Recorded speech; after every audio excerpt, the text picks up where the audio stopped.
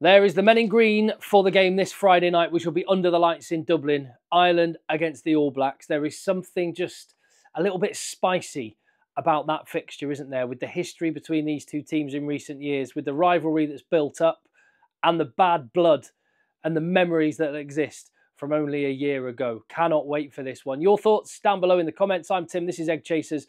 I'll do another video and a combined team between the two sides once the All Blacks have announced their side, but I saw the Ireland team was announced and thought I'd hop on and do a video.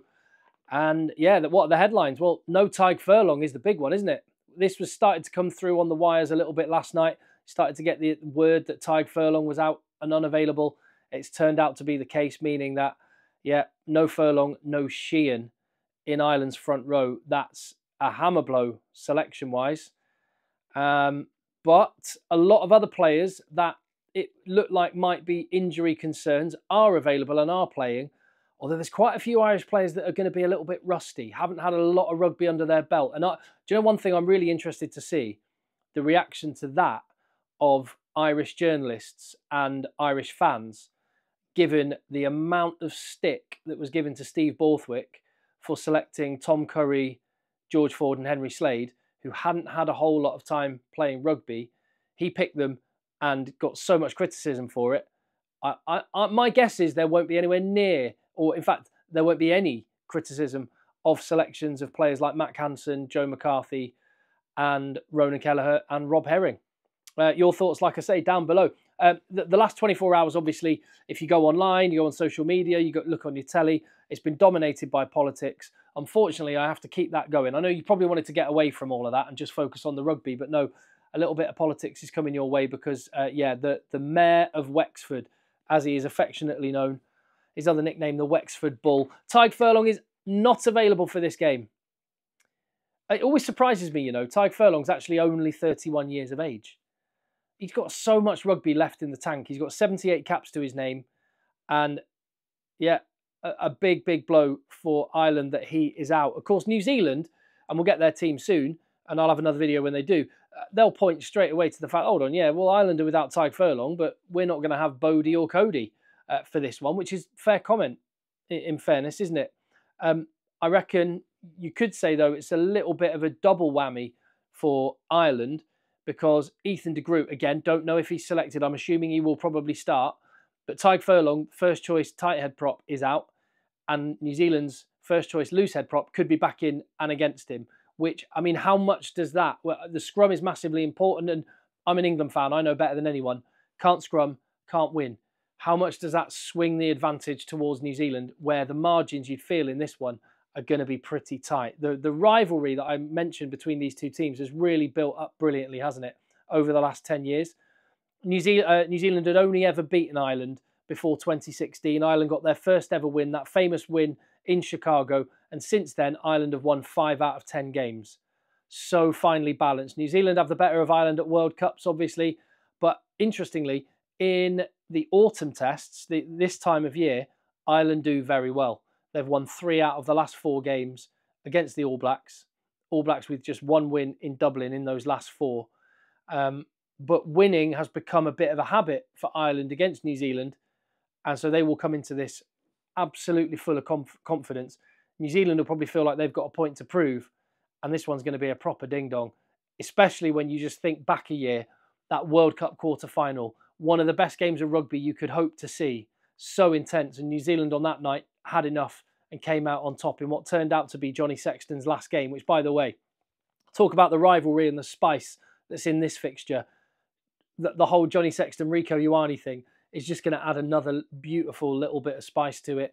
Rieko Ioane, you know, when he does something well in the game or makes a mistake or does anything really, the cameramen are going to be looking for Johnny Sexton in the crowd. He'll probably be at the Aviva Stadium. The cameramen will find him and you'll hear a big cheer from the crowd. That's just, I can't wait for that. Also, just hearing the Fields of Athenry belted out while the hacker's going on as well. It's going to be something very, very special. As for the selection, though, Tadhg Furlong and Johnny Sexton are 2 players that have been in every single starting 15 for Ireland when they have beaten the All Blacks. 5 wins in their history, all in the last 8 years. And every single time, Johnny Sexton and Tadhg Furlong have been starting. Neither of them are going to be playing this time. Massive responsibility for that guy, Finlay Bealham. I think Ireland should have confidence in Finlay Bealham starting, because every single one of those 5 wins that Ireland have got, I went back and checked the team sheets. Tadhg Furlong's been starting tight head prop, but Finlay Bealham has been on the bench in every single one of them. Now he gets to stand up, start, and show what he's about. I'm sure he'll be relishing the opportunity. And Tom O'Toole has always looked decent when he's been stepping up from third choice onto the bench for Ireland. There's always talk that Tom O'Toole's going to be shifting to loose head prop, but I'm not sure we're going to see that. Ireland do have a bit of a lack of depth at prop. I think they'll probably be all right in this one. It would be better, and it wouldn't feel so bad having Tadhg Furlong out if they didn't also have Dan Sheehan out, but there you go. But like I said, Furlong and Sexton have started every single game, so the other big responsibility in this one is Jack Crowley. He was there in the 23-man squad for that quarter-final in Paris last October, and he didn't get a minute on the pitch. And obviously, I wonder if Andy Farrell goes through that game and keeps him up at night wondering what might have happened if he'd taken Johnny Sexton off, who was absolutely gassed after 60 minutes, and gave Crowley a shot. Crowley, it's his team now. Munster have been having a tough time, but in an Ireland jersey, he's been great. He was good in South Africa. He did everything right through the Six Nations, and he's taken to international rugby beautifully. This is his team. He's got a massive responsibility on Friday night in Dublin. Every time I say Friday night, I get excited. Under the lights on a Friday night, it's going to be great. Dan Sheehan unavailable, like I said, that's massive. Now, here's the interesting thing that I talked about. There's quite a lot of players in the Ireland squad who haven't played a lot of rugby. And that seems to be something which the fans and the journalists just kind of go, yeah, not ideal, but I totally get it. In stark contrast to the English media, who have absolutely hammered Borthwick for some of his selections, noting the fact that they haven't played a lot of rugby. Look at the hooker position. Dan Sheehan out injured. Ronan Kelleher has played 11 minutes for Leinster this season. And Rob Herring has played 0 minutes, a big fat bagel in terms of time on the pitch before this match. And they're both in against New Zealand. And this is because of the importance of experience. There are other guys in the Irish squad, but none of them have faced New Zealand. None of them know what it feels like to be in that kind of a pressure cooker. And that experience is massively valuable and quite often overlooked. And yeah, I think it's, like I say, not ideal, but that's exactly the selection I would make in the same circumstances. Same goes with Mac Hansen. He has not played in basically a month by the time Friday night comes around.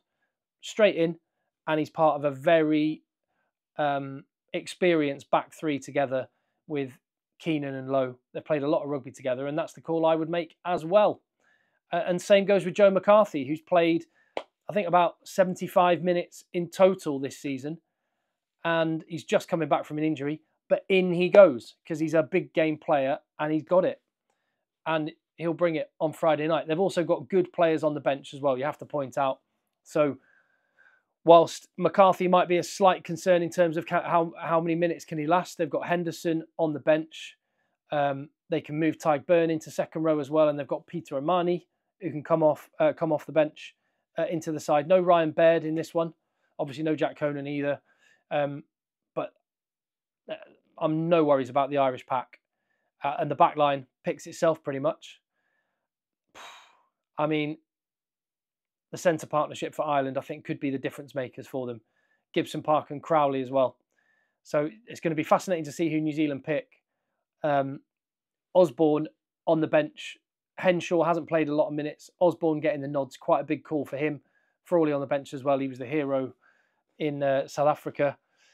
So if Ireland need a winning drop goal against the All Blacks, they've got a man they can feel confident in doing the job. I think they'll... Actually, I suppose the one, probably the most difficult call to make is Murray or Casey as your replacement scrum half. They've gone with Murray. Can't really argue. Again, experience in massive games is really, really important. And Ireland have got plenty of it. They've got a lot of confidence, having beaten New Zealand 5 times. I think they will probably add another win to that column. Being at home in front of that crowd will be massive. I don't think it'll be a big win. I think it'll be a narrow win. I think it'll be a belting rugby match. And I cannot wait. I'm going to say... I haven't seen the New Zealand team, of course. That could change things. and I'll do another video when that team comes out, including a combined 23. But Ireland by 6. See you on the next video.